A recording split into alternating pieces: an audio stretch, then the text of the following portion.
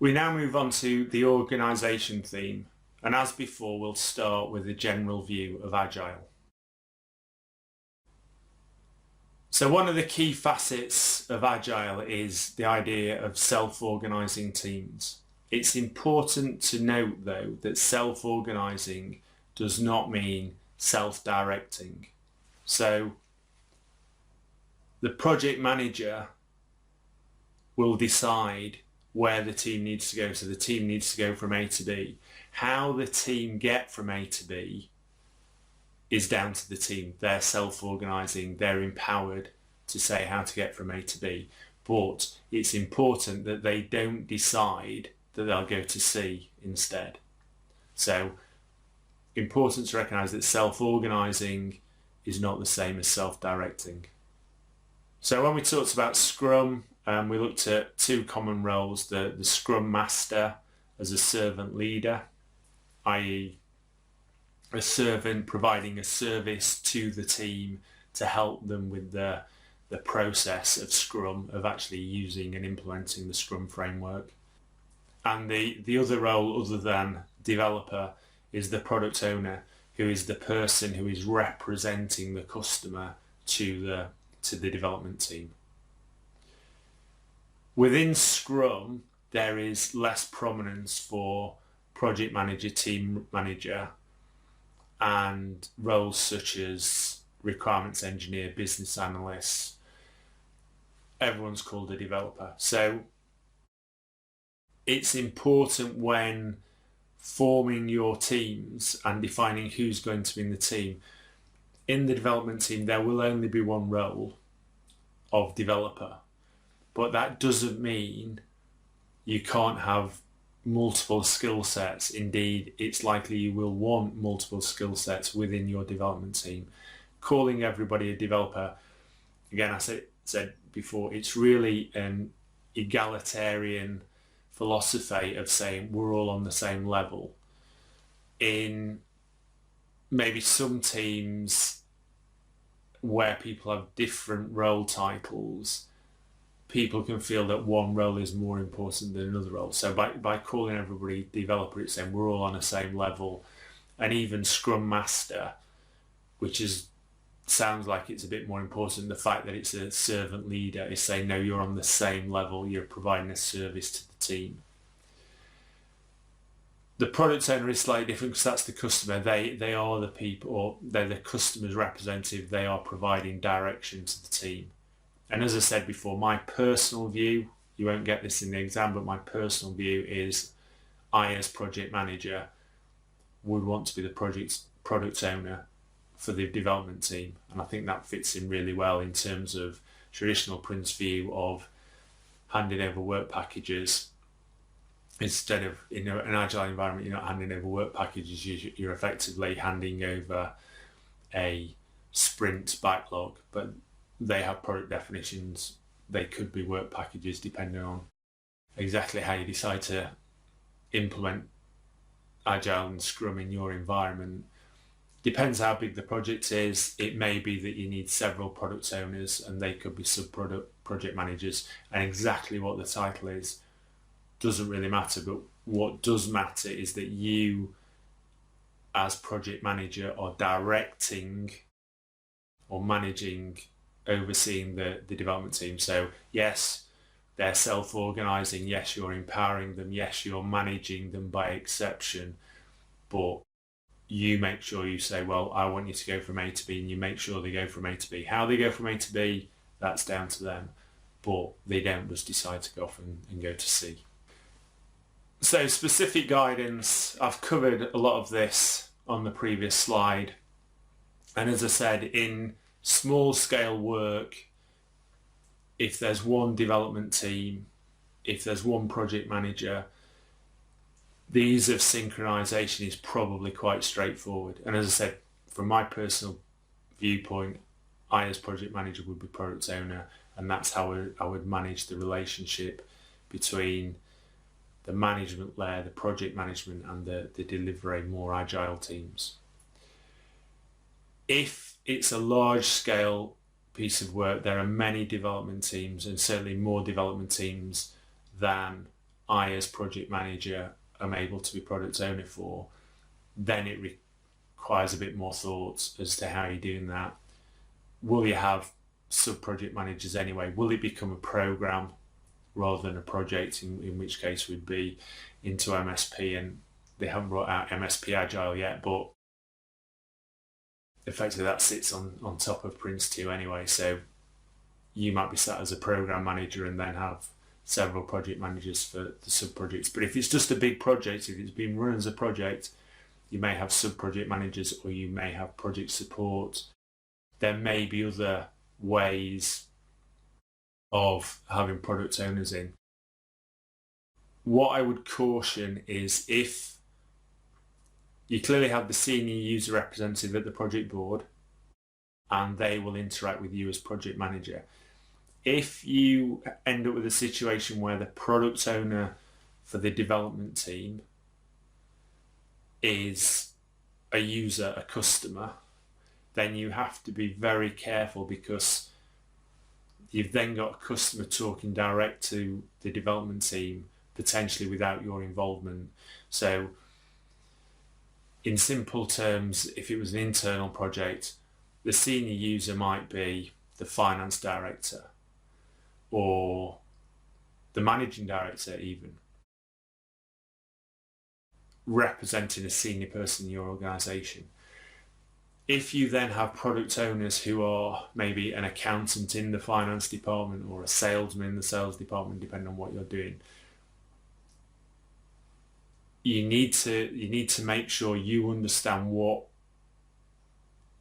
they are communicating to the development team, because they could quite easily go off with the development team. As I said, you need to be directing them from A to B. If you're not the product owner and the product owner suddenly directs them off to C, but your senior user is saying, no, we should be going to B, then you're going to have problems. So that's really where care needs to be taken as to how you ensure, and transparency is obviously very important there and can help, and rich communication, but it's just a potential problem to be aware of.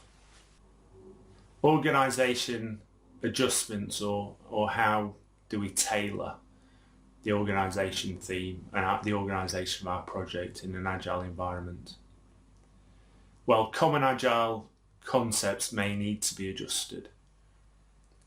And really what that's saying is, particularly people, developers who are used to working in an agile environment, maybe have a particular viewpoint on what agile is and isn't, and may have resistance to being project managed, particularly if they come from a business as usual. We said right at the beginning, agile is often used in a business as usual setting where there is no project manager. If you take someone who's worked in agile in business as usual without a project manager and then bring them into a project scenario, they may be uncomfortable with the project manager or the structure you have in place. It says agile teams prefer to be led and coached as opposed to managed. I think there's clearly no absolute right and wrong in terms of management, but I think there is good practice, stroke best practice, and maybe bad practice or worst practice in terms of management. And I personally wouldn't see any conflict between good management, whether it's project management or whatever, good management and how agile teams like to work. So as I said before, people like to have autonomy. They like to be able to make their own decisions about how they achieve their end goals. Most people are quite comfortable, certainly in a business setting, of having other people set their goals of what they need to achieve. We need you to go from A to B, providing you let them decide how they're going to get from A to B. It says mapping the team manager role needs to be handled appropriately. In a Scrum environment, you have a development team. There is no team manager role. If the team needs to have a representative, I have a single representative to interact with the outside world, maybe the project manager, so that's where the team manager role comes in. I think that's fairly straightforward. The development team is a self-organising team, so really you as project manager can just have that conversation with them and say, look guys, I need, and tell them what you need. Maybe you want a weekly progress report. Say, I need a weekly progress report. I only need half a side of A4, or I need it in this format. Can you, as a team, can you do that? And they can decide, they can self-organise. So they can say, somebody might say, yeah, I'll do that for the team. So they, in some ways, become the default team manager. Or they might say, we'll do it. I'll do it first week, you do it second week, you do it third week, if none of them really want to do it. But it's up to them. You put the requirements upon them, and they decide how they're going to fill that requirement. And you can do that with all the requirements you have of the team. Common Agile guidance refers to a single product owner. I think that's because Agile is working at the lowest level. So it's focused certainly on Scrum. It's looking at a Scrum team. So it's a single team. On your project, you may have several Scrum teams, in which case there's a product owner on each one. Now, the product owner could be you, it could be the same person on each team, and it could be you, or it could be a different person on each team, or you might have 6 teams and 2 product owners. It just depends, and that's where it says PRINCE2 Agile recommends a more blended view, because really PRINCE2 is working at a higher level than Scrum, and maybe looking at several Scrum teams or any other Agile framework you may be using. And again, Common Agile guidance does not have a project manager role, because really it's focused below the project management. So if you're looking at Scrum, yes, you'll have a Scrum team, and your Scrum team won't have a project manager, but you as a project manager may be overseeing several Scrum teams. And certainly project manager is a mandatory role on a PRINCE2 project. You need somebody who is organising and taking responsibility for delivery of the project. And the final point I've covered really in terms of how you integrate the team manager role into an Agile delivery team, as to whether you just, my recommendation really would be to just leave it to the development team. They're a self-organising team. Just place the requirements on them.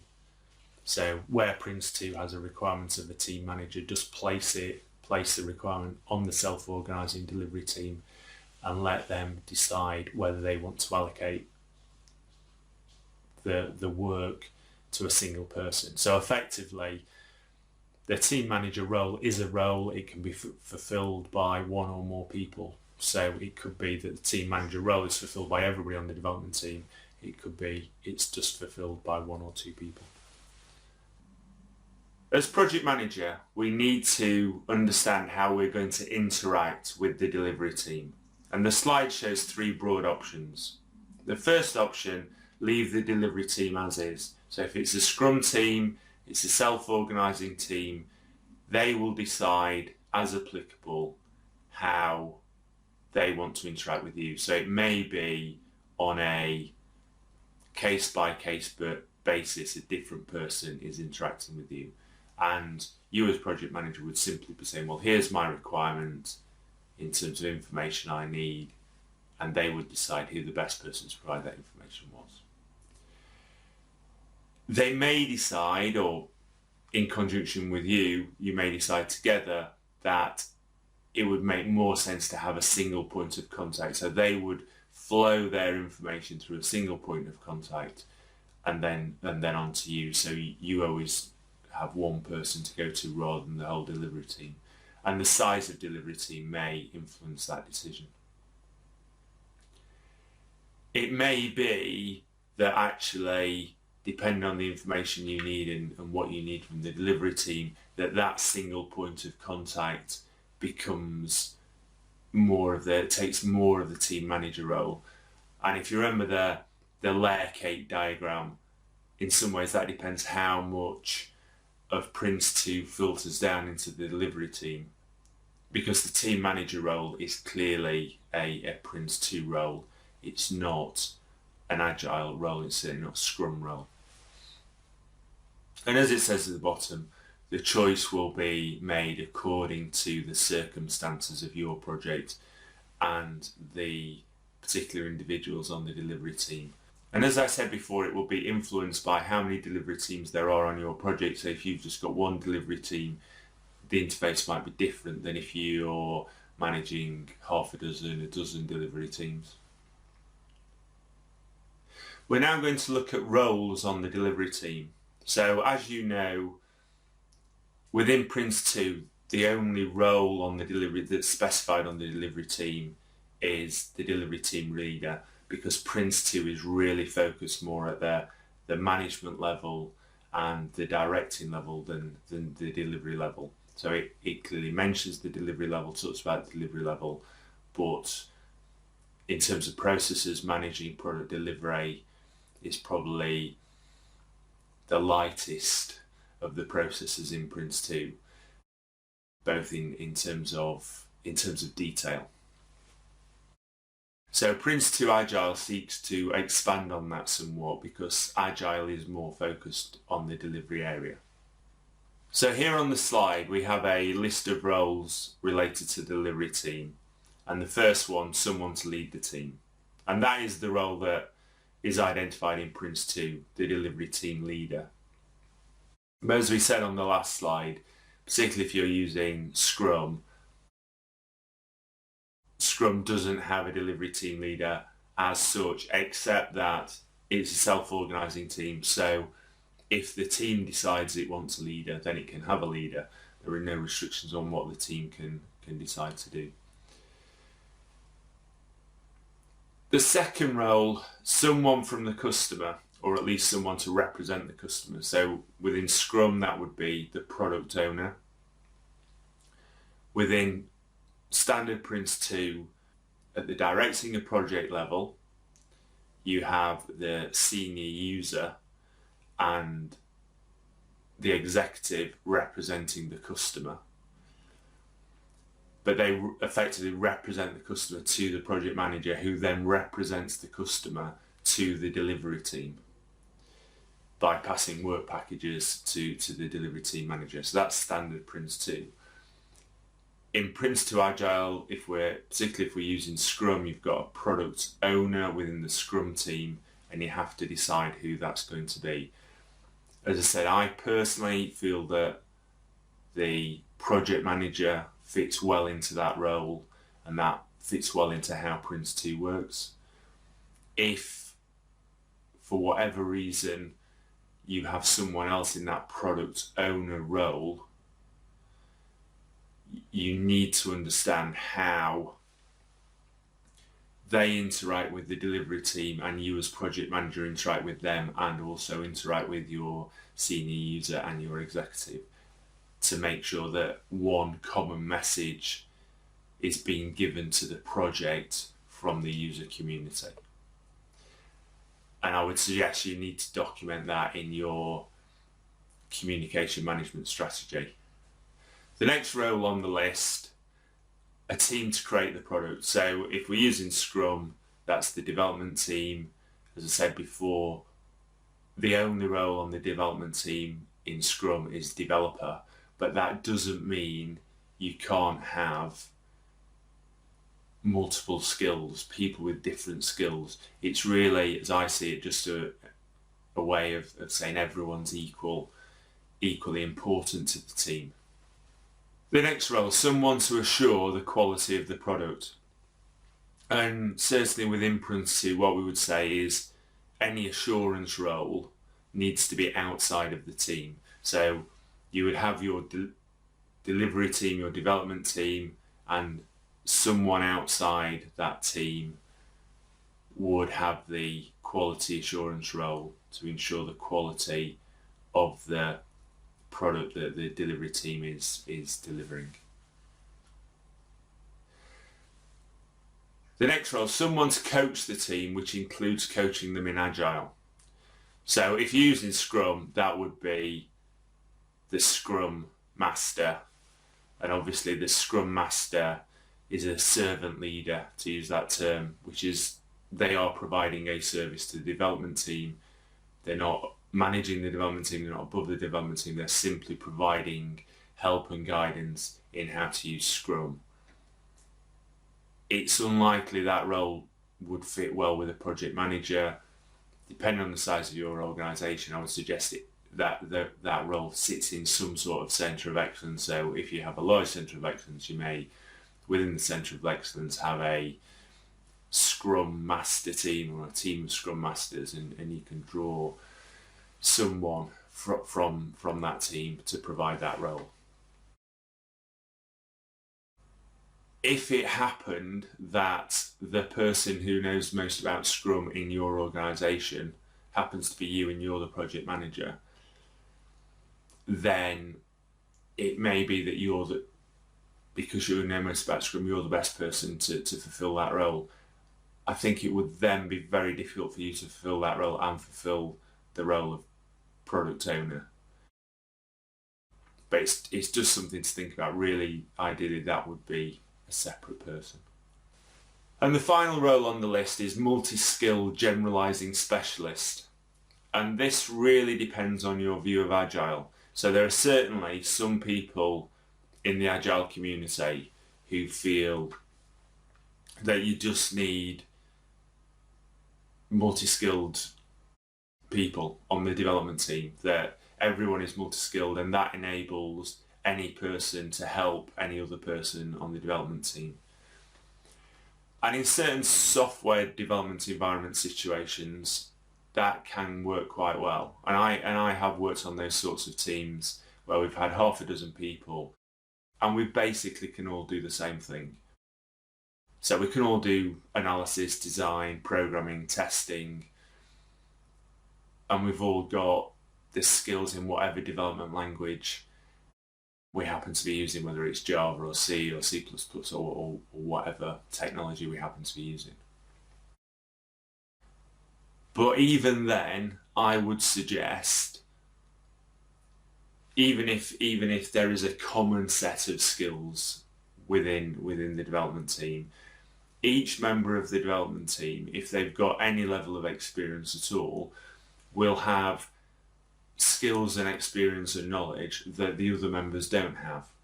So one might have particularly done more database work than another member of the team. One might have done more hardware infrastructure type work. One might have done more networking. So although they may have quite a large set of common skills, they will necessarily, because they are individuals, have some skills that are more unique to them. And really, when you're creating a development team and building a development team, you just need to understand whether you do need any real specialist skills. Sometimes you don't, and particularly in software development environments, if it's a very focused product and you're just delivering software, then maybe you do just need half a dozen software developers effectively who can do the analysis, design, development and test. But on non-IT projects or on IT projects that are larger and more involved and maybe involve interfacing with hardware or have more network interactions or whatever, then you may need specialists. You may need people just with a bit of specialist knowledge, and it might be, in terms of the whole project product, it's for 5 or 10% of the delivery, but you just need some specialist knowledge, and in that case you really need to have them on board.